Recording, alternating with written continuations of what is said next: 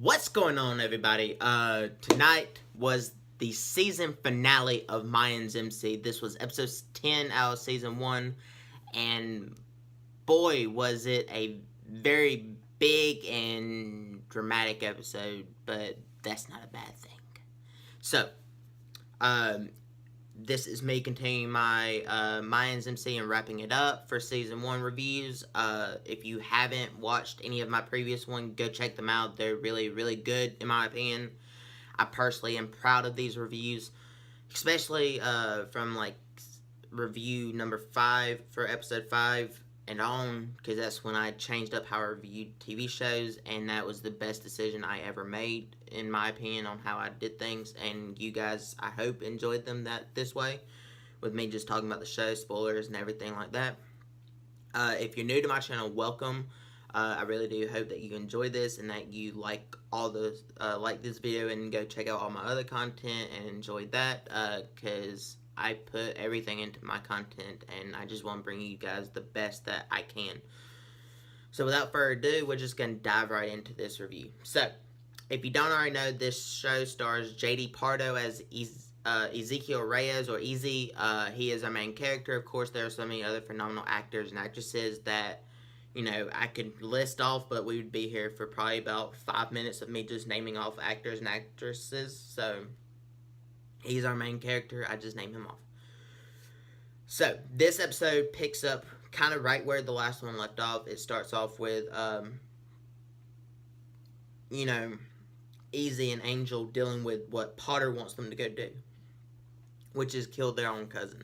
So, for me, I always kind of thought that they weren't going to go through with it, and I'm glad I didn't bet money on this shit, because boy, would I have been wrong. I mean, shit, man. That was just fucked up in itself, but I guess since they weren't close, it wasn't really, but, you know, so they actually did go through with it. Easy got away from Potter, or so he thinks.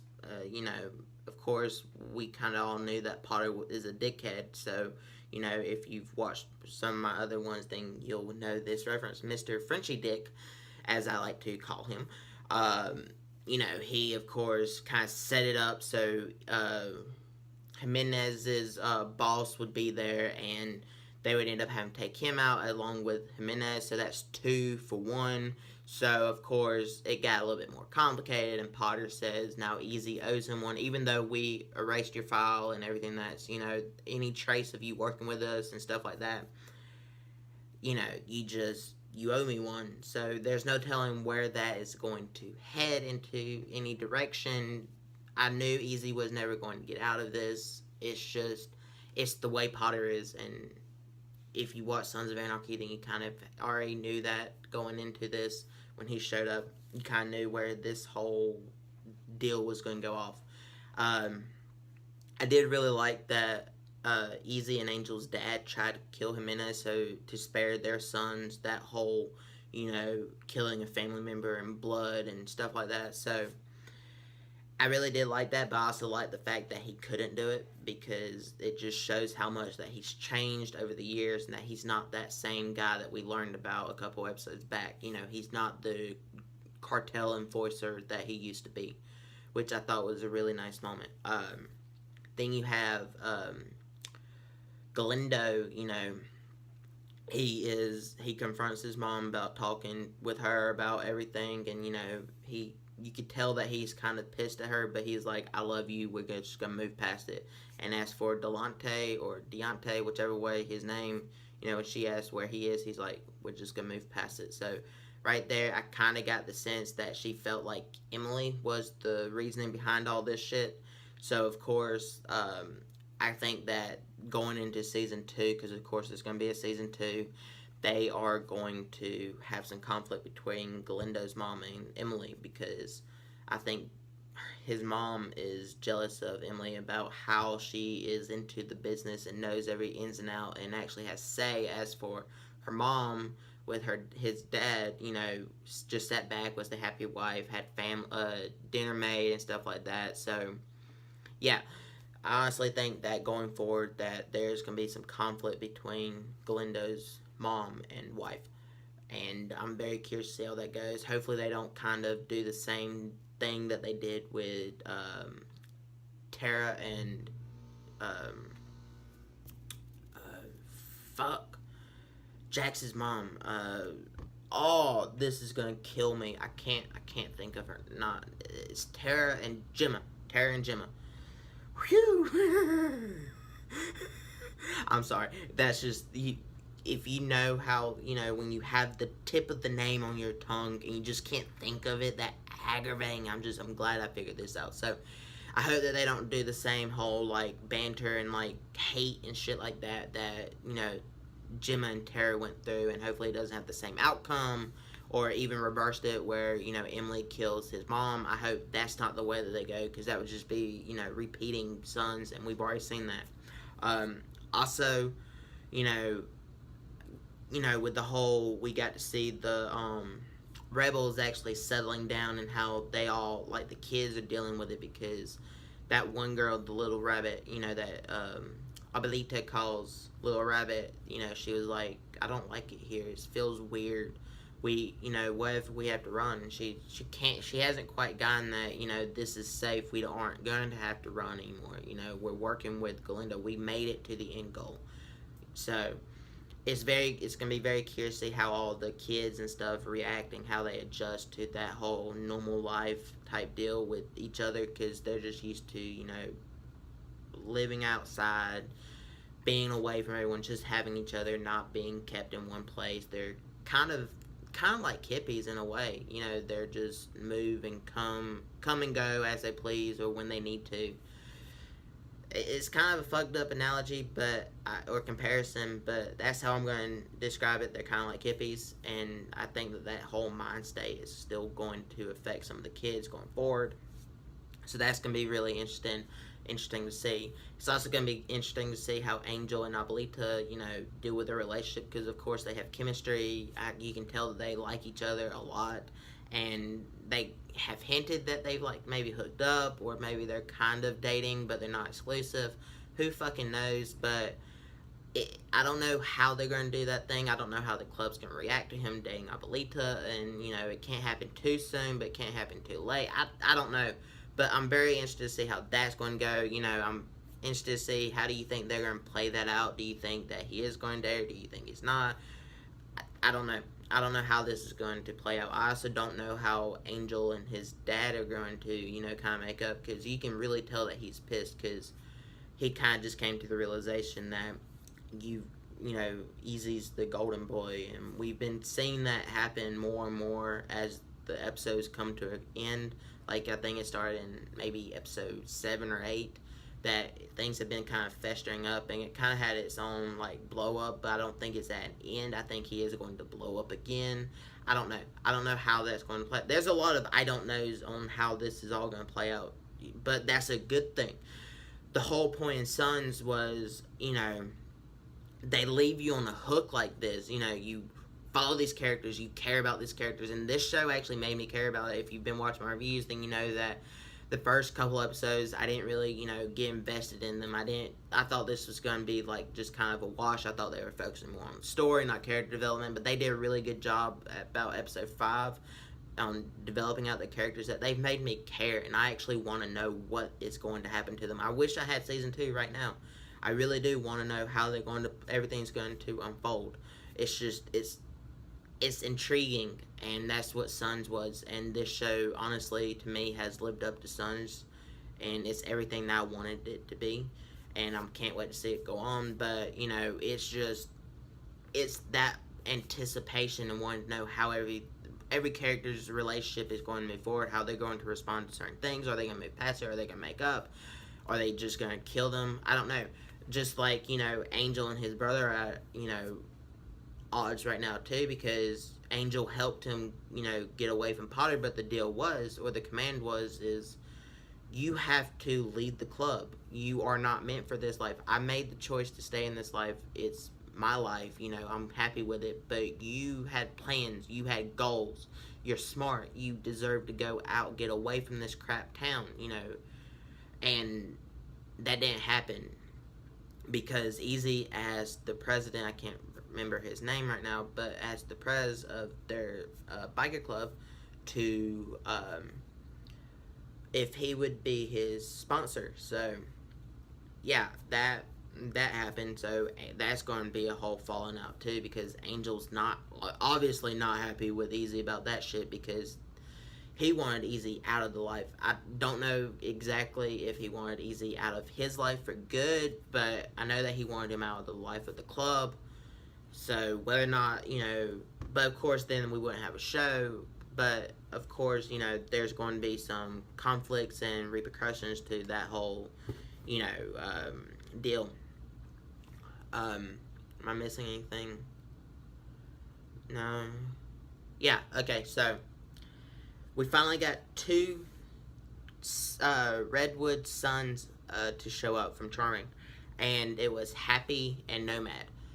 And obviously I was excited for this, because all we've had is, a different charter of the sons show up, and then we had, Chucky's been with the Mayans for a while now, since I want to say episode 3, and he's been in a good bit, which I'm glad that they kept it in, because Chucky was one of my favorite characters off of Sons.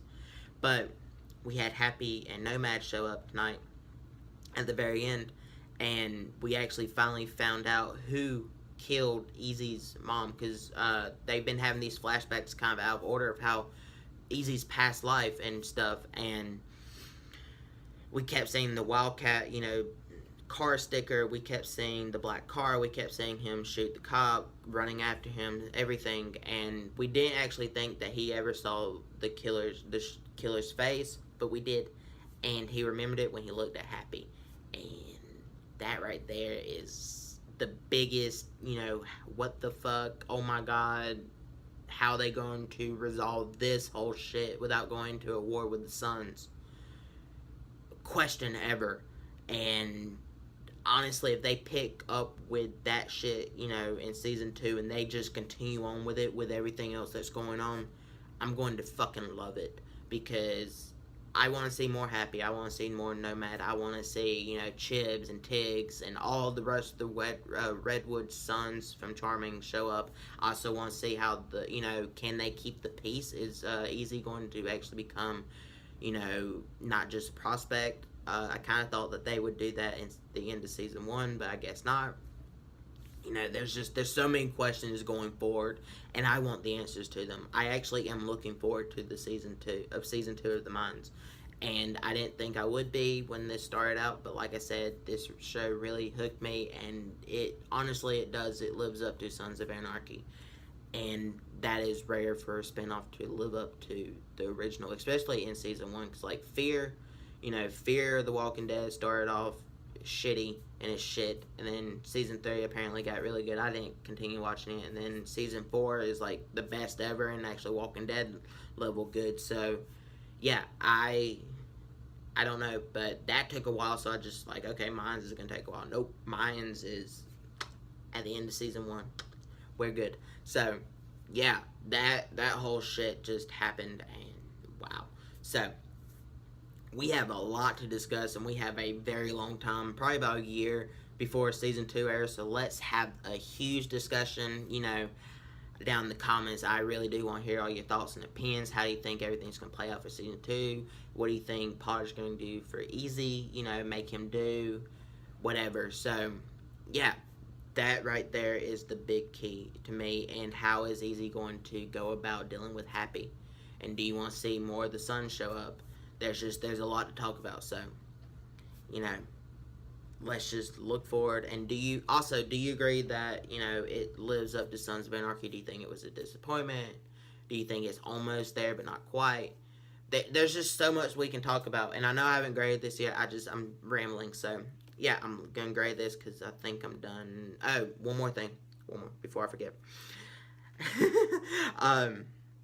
So we actually, Easy actually had this moment that a lot of people probably have when they go to prison young. They don't really know. He was like, I defended myself, and he doesn't know who he is, what he's meant to do. And when he decided to stay in the club, and he told Angel this, I hope that Angel can really understand it, and why he did what he did, because, you know, Easy actually has a purpose. He's, you know, he's actually loving what he's doing, and loving the club, and loving having, you know, people around him that has his back and he has their back, instead of being in prison and, you know, having to defend for himself and only care for himself and stuff like that, because that's just not him. He would prefer to, you know, risk his life for someone that he cares for than, you know, have to be by himself and just stand up for himself. He'd prefer to be standing up for someone else. I honestly believe that. So that is my last point, and I love that whole scene. That scene was great, just as good as you know, the scene with Angel and his dad. But yeah, that scene was great. And I can't believe I almost forget this. Alvarez. I know you're thinking, wow, you almost forgot talking about Alvarez leaving the mines. Well, I'm sorry.